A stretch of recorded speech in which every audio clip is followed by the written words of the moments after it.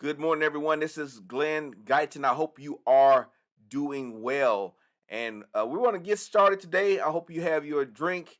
This is our morning coffee break, but I'm passing on coffee. Today, I have some ginger, carrot, turmeric juice.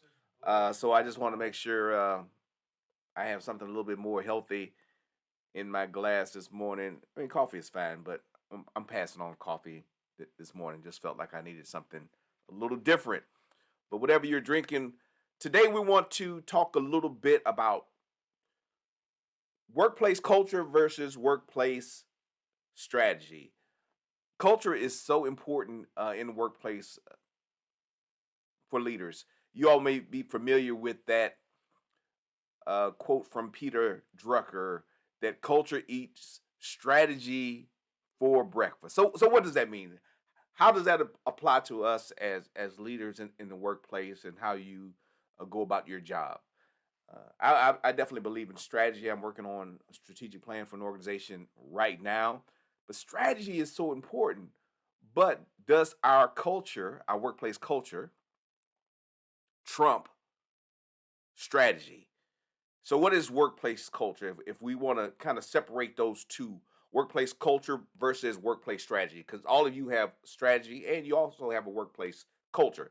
One of my simple definitions of culture is just how we do things around here, the way we do things around here. But then you could say that's kind of like strategy too, right? The strategy is how we do things. But let me make a little distinction for you.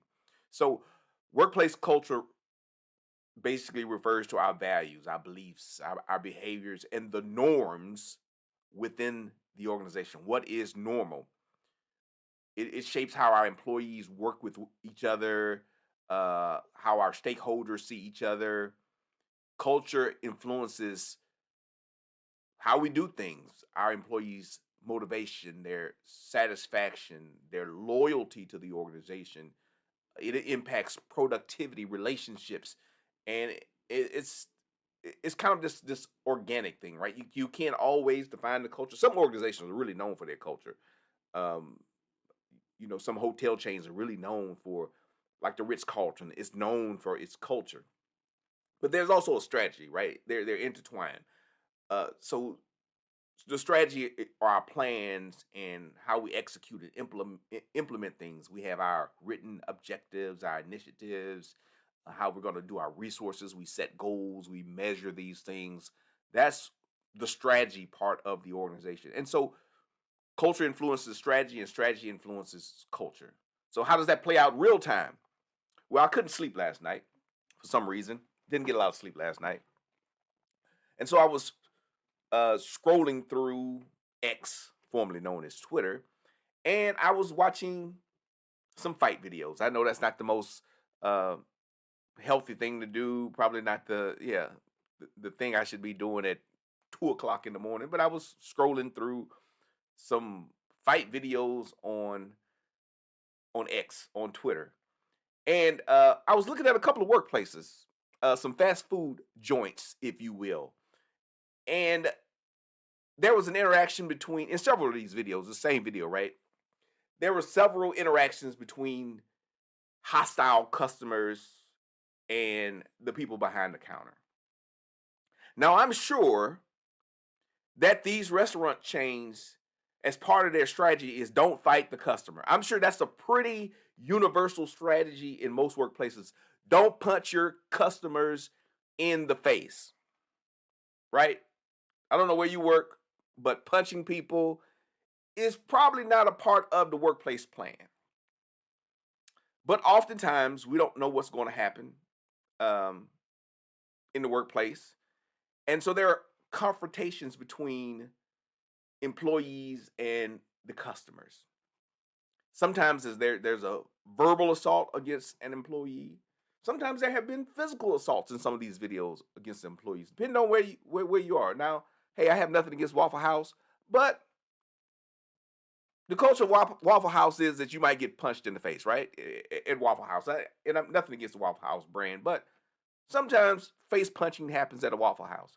And so in these videos, when the client and the customer and the employee, they meet in this hostile interaction, fists are thrown, violence occurs.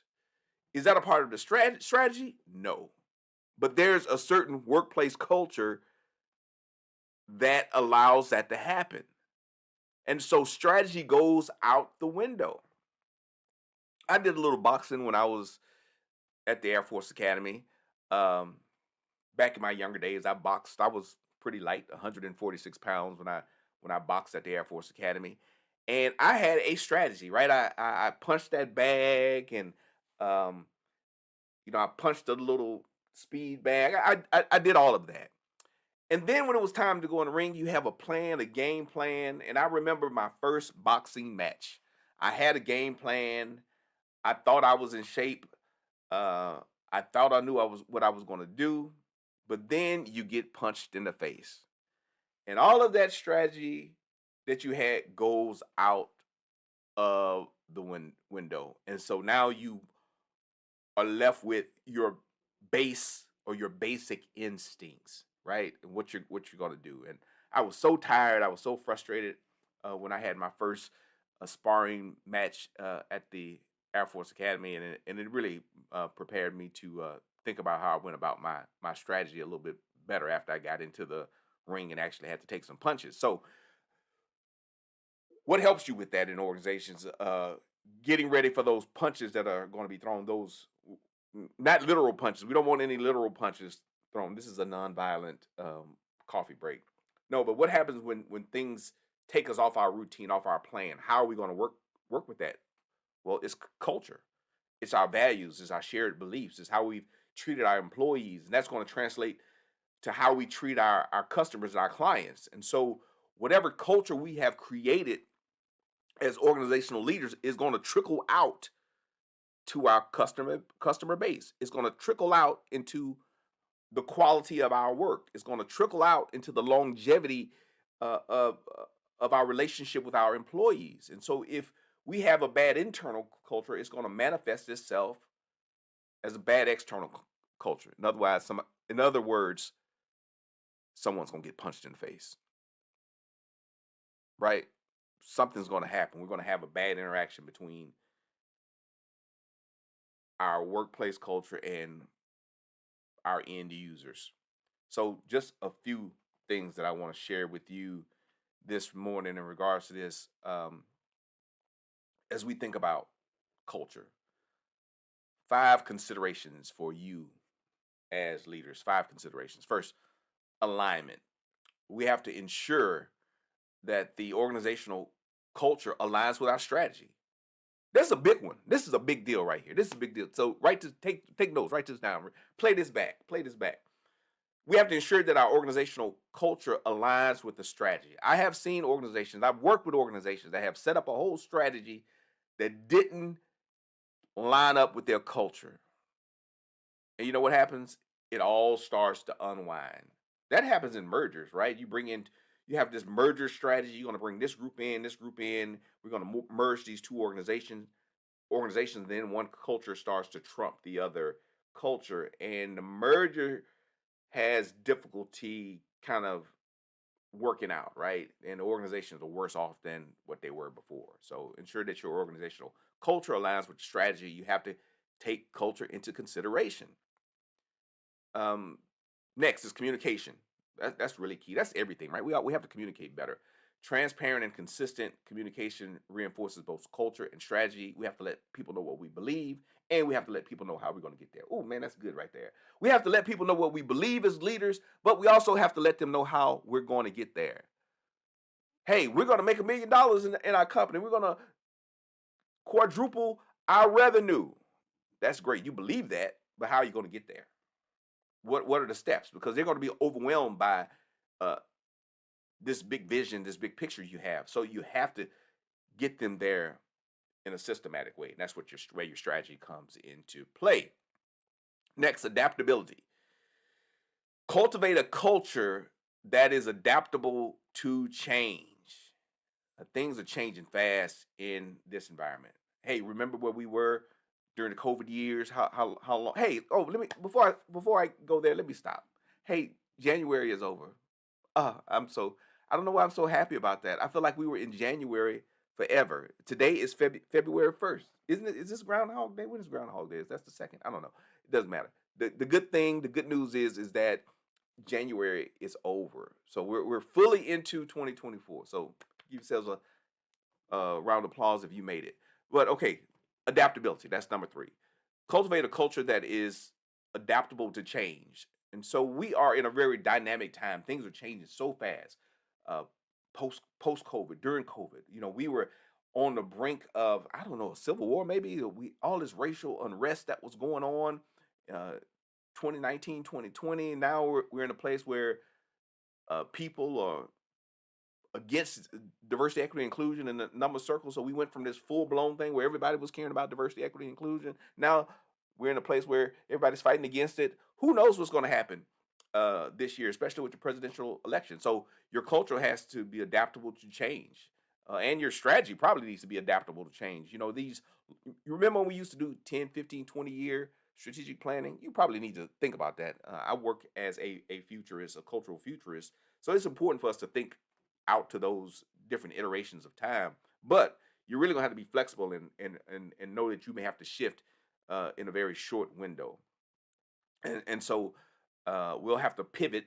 That's the word, right? That was 2023 pivot. We're gonna have to pivot strategically, and that sometimes meaning understanding when we have to shift things in our culture. We have to change the culture. Things that were acceptable when I was growing up in the 80s, uh, things are no longer acceptable now in 2024. Maybe they weren't acceptable. Maybe they weren't right in the 80s, but they were accepted. Now in 2024, some of those things, how we treat employees, how we treat women, how we treat people of color, those things are not acceptable in 2024. They weren't appropriate maybe in 1980, but they were accepted. So you see what I'm saying? So the culture has shifted, and we have to shift along with the cultural understanding of how we treat people, how we treat employees. That's why mental health is such a big deal now. In 2024, it's a big deal with some of the younger employees. I'm Gen X, so millennials, Gen Z, they have a different viewpoint about work-life balance, about mental health, and so we have to be adaptable in our culture and how we address these things. We can't just say y'all need to tough it up, sunshine. You can't just say that; it's not gonna work. Engagement, employees at all levels in both the development and the cultivation of culture need to be engaged. So bring people along. That part of that is communication, but helping them kind of shape the plan, getting their input on the culture, and making those shifts is really important. And then we also need to measure these things. So measurement is another thing that we need to do as we think about culture, and workplace strategy. Our strategy should have some measurement tools in place so that we know where we're going. It'll be a little bit harder to measure culture, right? Though that's a qualitative type thing that we do. But you can measure culture. You know how people respond. You can do surveys. There are different feedback loops that you can create so that you can get the temperature. Get your pulse. Get the pulse of your organization. It's important that you as a leader know what the culture is and to make sure that you're responding to it in an effective manner. That you're changing. That you are making those cultural shifts. It's not 1988. I know that was 35 years ago, and that's when I graduated from high school.